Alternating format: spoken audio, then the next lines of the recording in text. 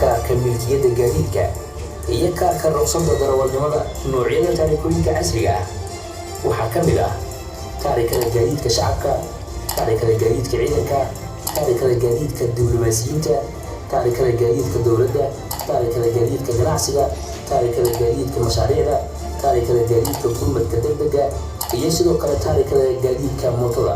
noocyada taarikada casriga ah oo ay wasaaraddu hirgelinayso ayaa leh hubin amni oo dhammaystiran, high security features, laguma samayn karo wax been abuur ah. kaamirooyinka ayaa akhrin kara xogta taarikadan ayaana ah mid iftiimaysa xilliyada mugdiga ah.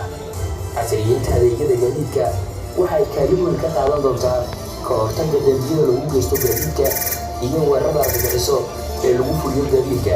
sidoo kale waxay fududayn doontaa fulinta awaamiirta shuruucda wadamarista iyo badqabka wadamarista.